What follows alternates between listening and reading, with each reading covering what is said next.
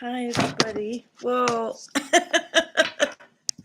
I've got my, this is just my crummy camera that's on my computer. This is just a last minute video. I know this is kind of shitty, but I wanted to talk mainly about CMCO, but I'll talk about the Seven of Clubs first. Um, yeah, this is my morning face. Sorry, I'm doing this last minute because I was just so deeply moved by a message that I got from a dear friend in Uganda. And maybe this has to do with the Six of Clubs today and a sense of purpose or mission. It is the John the Baptist, it's the mission card. So I guess I connected with that energy in the air.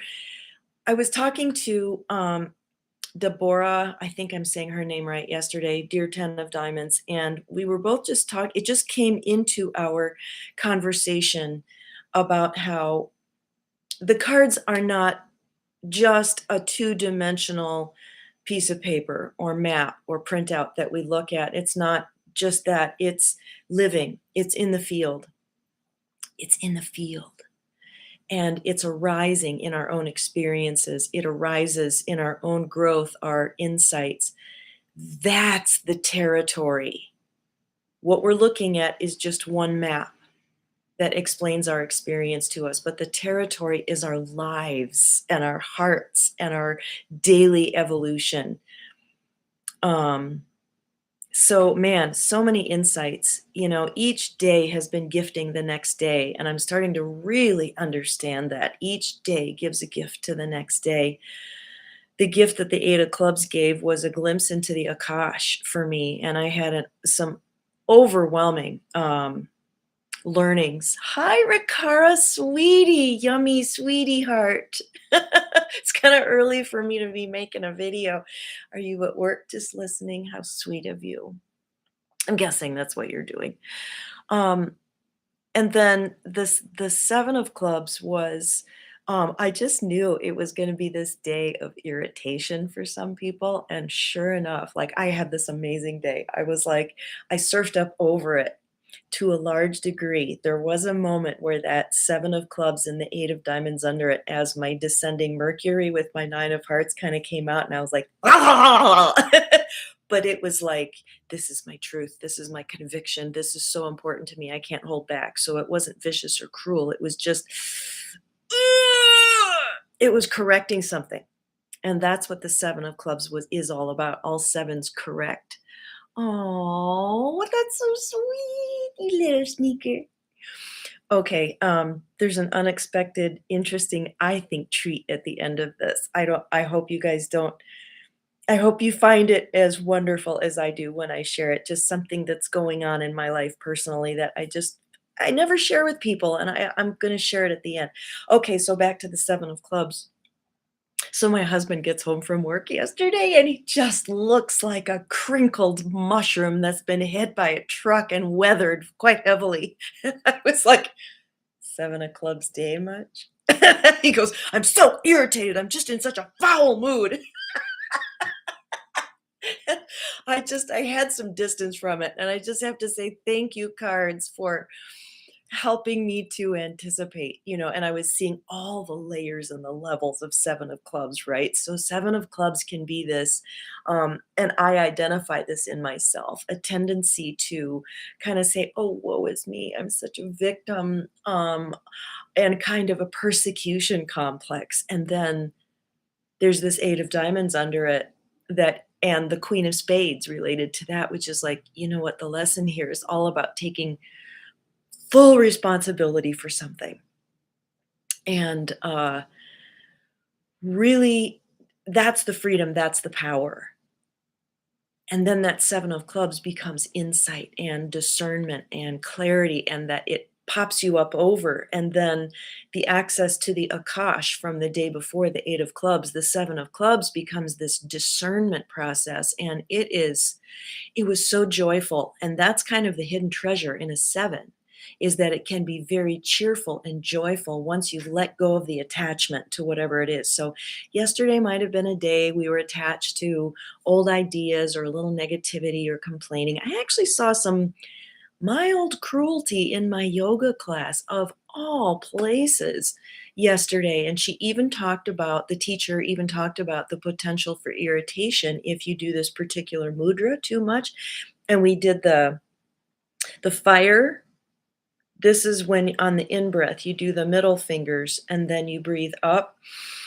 It activates with fire, and then on the way down, if you wanna balance it with water, you take, I think this is water, the ring fingers, and then you put the left hand under and the right hand over, and then you breathe down. Like, and if you need to calm yourself, just do this for a while, and there will be a focus on your left nostril. And over time, after, like, a couple of minutes of doing this, I really did start to feel it.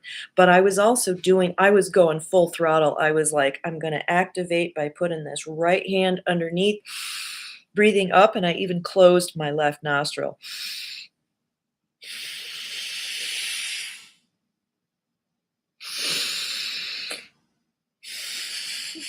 So I know that's kinda silly to do on a video, but I'm telling you, that got me so balanced for that crazy 7 of clubs day, and it just centered me. And so I recommend doing that at the beginning of the day, and just know these amazing little things drop in from the field. So what does the 6 of clubs have to offer us today? What's the gift we can take from yesterday into today? So the gift from yesterday for me was all about taking control of my own vibrational um, frequency. And oh my God, I just had such a great day. And I know it might have sucked for you, and that's okay. It's a tricky card, and I've been working with it my whole life. So, being right next to that 9 of hearts. So maybe I had a leg up with that card. It can also be the expectation of disappointment. It's negative thinking. And so sometimes people get into a negative, thing with that card. But it can also, anyway, so the gift is, wow, look what I can do with my positive vibration. The 6 of clubs is about balance. It's about observing your internal polarities. It's about taking those polarities and integrating them, balancing them. And as a very wise Jack of Hearts said the other day in a clubhouse room, Omaria, she said, it's not, or, she was talking about using these polarities within us skillfully and intentionally, like navigational assistance. Like, oh, I'm doing this today. I'm going to take advantage of that energy. Or, oh, I've swung back over here. So if you feel that polarity within you, just be aware of it, trust it. And I'm not a 6, I'm far from a 6, so I don't quite know what the purpose of a 6 is, and I know that they're about purpose and destiny, and that they can be very smooth, gentle, calming people in our lives, but that can mask, an incredible, polarity that swings within them. Okay, so speaking of missions, speaking of having a mission, I support, um this just crossed my path on Facebook a few years ago. This little girl's name is Justine, and she lives in Uganda. And these people crossed my path. They're just this young man named Aturinde. Just he, as he was, okay, wait a second. As he was going to school one day, yeah, yeah, that technique, Tangiers. Huh. So anyway, this is the most amazing story because it's just real people. It's not like UNICEF or World Vision, or like, this is their building. These are their kids that are supported from sponsors all over the world. So how this came into my life is just some mystery. Somebody just started watching my live videos and began approaching me about this, after a period of time when I'd, gotten to know this person and I trusted him. And then he's like, I'm going to introduce you to Aturende. He's the guy that heads this up. And it was just this tiny little mission. He's just this young man. He's a 7 of diamonds. So of course I was like, interesting. When's your birthday? And I'm vetting this whole organization and actually had a few conversations with Aturende, and they had like 20 or 30, maybe 20 children. Very small organization. And he had begun to sort of lose faith that this was all, he was just, hooking up volunteers from around the world, these contacts, mostly American, some Australian, um, to just send some money and buy food for these children. And then their families benefit. And it's a whole ecosystem of this village and everything. And so he had begun to, so I started just sending $35 a month through PayPal, and it's just a regular donation. I don't have to think about it, but I saw before pictures and after pictures immediately the change. And I even did, like, I tuned into Justine, this little girl who was about 8 when I started sponsoring her, and um the first picture, she just looked so sad and traumatized. And yeah, I won't go into detail, but I tuned into her, and I did some spiritual work around her, and she had some hangers on and some, like, entities and people that had died from a war-torn area that attached themselves to her. And I think this is just the spiritual dimension of what's going on in some of these countries over there. And I don't presume to know. I just am telling you what I know about my experience. But I just, with this little girl, I was like, "Oh, these souls in these war-torn countries, when they die, they don't know where to go, and they attach to children because they're emanating light and they have this purity about them." So when I look in the eyes of these various children, Aturinde sends pictures of them,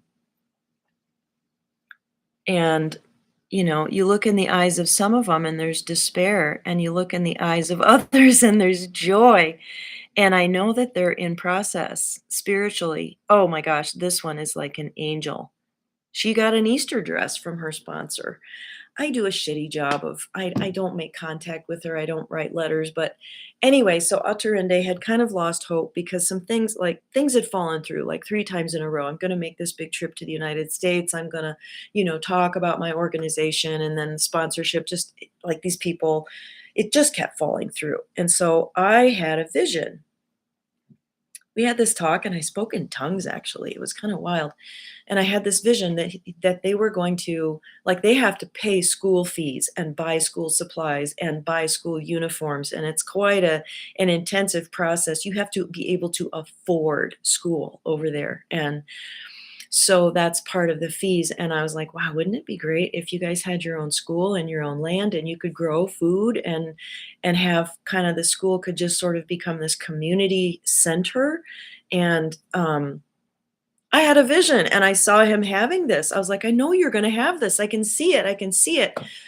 Well, he regained his faith, and now they have a building.